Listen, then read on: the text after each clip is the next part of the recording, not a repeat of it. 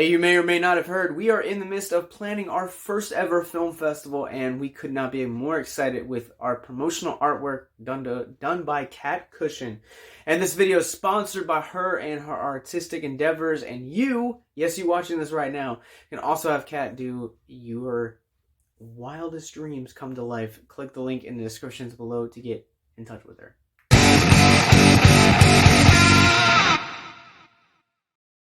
What's going on? Welcome to Victims and Villains. If you guys are new to our content, we create content like what you're watching right now simply to educate and engage individuals like yourselves on mental health awareness and suicide prevention through pop culture. My name's Captain Nostalgia. I have the privilege and honor of being a writer, podcaster, and our Horrific Hope Film Festival director. If you guys would like more information, including this year's lineup for our festival, more information about what we do, our podcasts, more movie reviews like this, links to our social media, Patreon, and most importantly, our mental health resource library. Click the links in the descriptions below.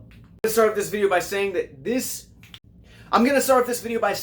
should have been to you guys yesterday, but yesterday just to be vulnerable with you guys, had a really bad week, and I took a mental health day. Mental health is extremely important to all of us here at Victims and Villains, and we want to make sure that we are practicing what we are preaching. Thank you guys for understanding, and without further ado, let's talk about Umma. I'll be very honest with you guys, I don't know if I pronounced that right. It's either Umma, Oma, Umma, I don't know. You guys have been watching our content for any length of time. You guys know that there's a couple things that I don't do well here on this channel, and one of them is name pronunciations, especially when they are in other languages. If you guys are curious, the name of this film, Umma, comes from the Korean language, and it means mother. Now that I've made enough excuses, let's jump into talking about this movie. Umma tells the story of Sandra Oh, who is basically a woman who is isolated from the rest of society and lives with a condition where she can't be around anything electricity related. That includes phones, thunder, lightning, and just everything that we do on a day-to-day basis, computers, lights, stoves, etc. I realize that not all stoves are electric, so just gonna put that out there. Anyways, Miss O gets haunted by ghosts of her past when she finds out that her mother actually passed away. I don't even know where to start with this movie. I guess I will start with Sandra Oh. Sandra Oh excels in just about everything that she is in, whether it is a bit part or something more iconic like Grey's Anatomy or Killing Eve. And Umma is no different.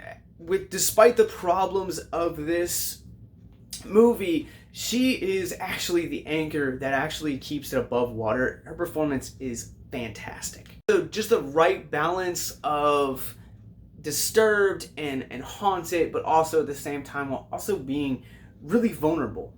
Not to say that other performances in this movie are bad necessarily, they're just kind of forgettable. I'm going to start saying this right off the top that as I'm going through this cast, I'm probably going to mispronounce them, and I apologize in advance. Fivel Stewart, hopefully I got that right, plays O's daughter in the movie, and while she does add a layer of emotional, it just never really quite brings it out the way that I feel like the filmmakers intended for it to be brought out. Rush and Dylan McDermott play kind of like the only friends of the family for O's character and her daughter, and honestly they just feel like they're really wasted in here. If you took them out of this movie, the plot would be exactly the same way. It feels like the filmmakers introduced this duo of characters simply to humanize the O and Stewart characters and kind of not quite shut them off from humanity, but honestly, it robs the viewers of what could have been a more terrifying film experience. Like, this film, in all honesty, could have been what A Quiet Place does, where you have an intimacy between the family kind of dealing with this new world that they've found themselves in, with the curse that O's character finds them in, and kind of how Stewart is able to also kind of be in that world, this movie feels like it really missed an opportunity. I'll talk about this a little bit more in the mental health moment section of this video, but what I feel like this film does really well outside of O's performance is also it presents a really compelling character study on generational trauma and how different generations interpret or tackle different issues and how they kind of grow apart. I don't really know what I was trying to say there. I really hope you guys understood the gist of what I was trying to say. So much of this character study just feels boggled down because of things like Odiah Rush and Dylan McDermott, who play these characters that are entangled with O and Stewart for God knows why. On top of that, so much of these character moments that truly make this film compelling are sacrificed or are shortened in order to give us a ghost story, in order to make us fall in love with this supernatural aspect of it. And unfortunately, in the end, all you're left with are really cheap parlor tricks. It makes me really sad to walk away from this movie and just feel empty.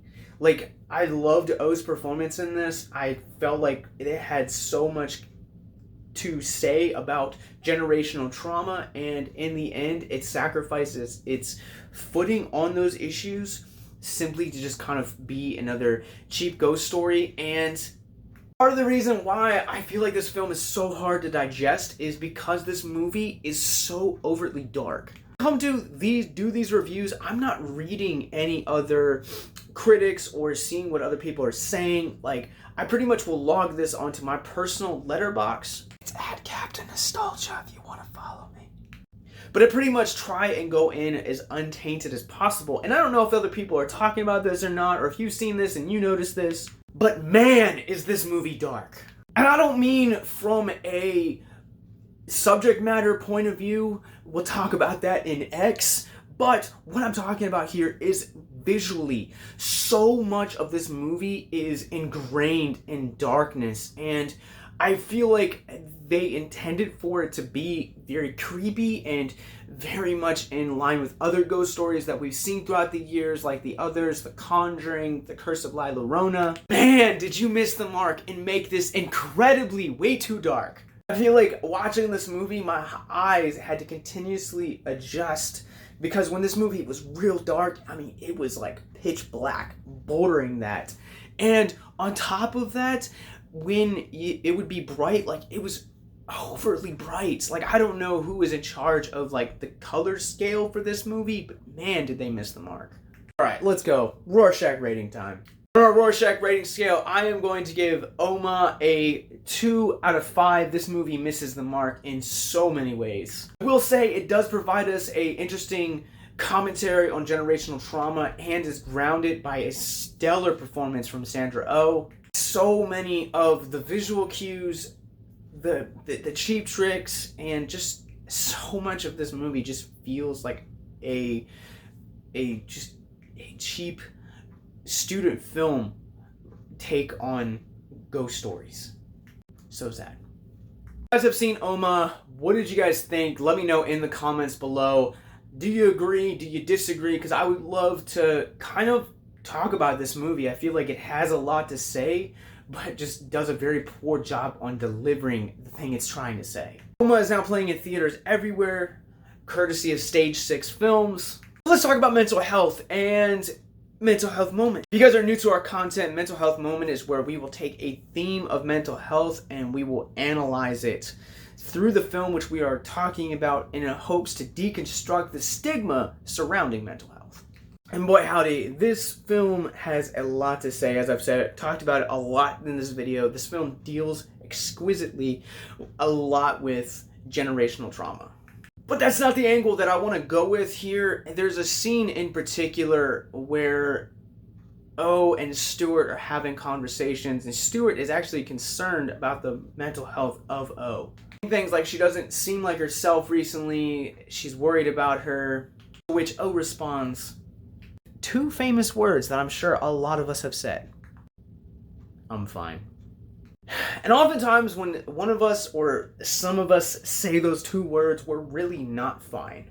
I'll be honest with you, I struggled for a long time talking and placing into words my own mental health needs and struggles. And sometimes you just meet a person or two people or more that just, you can just let your guard down, and it's a legitimately safe spot. Sometimes I think that some of us, the reason why we don't talk about mental health is because we had those safe spots, and somewhere along the way those safe spots got pulled out from underneath of us. So when future safe spots after the toxic one comes about, we're very hesitant to actually approach them and believe that they're going to be the safe spot that they claim to be. And honestly, this is the importance of coming back and being in community with people. Not just any community, a community that is actually going to be positive for your mental health. But in the end of the day, whether it is a parent, whether it's a teacher, whether it's a husband, a wife, a significant other, we need to be talking about the very things that which we are feeling. Because so much of O's problems in this movie come down to the fact that she's just not willing to acknowledge or address these things. And in the end, the ghosts of Christmas past for her come back to haunt her. I don't want that for any of you guys, so be vulnerable and dare to be bold enough to talk about your mental health. And if you need to, click the links in the descriptions below. Even if you call anonymously to a hotline, it is still one step forward.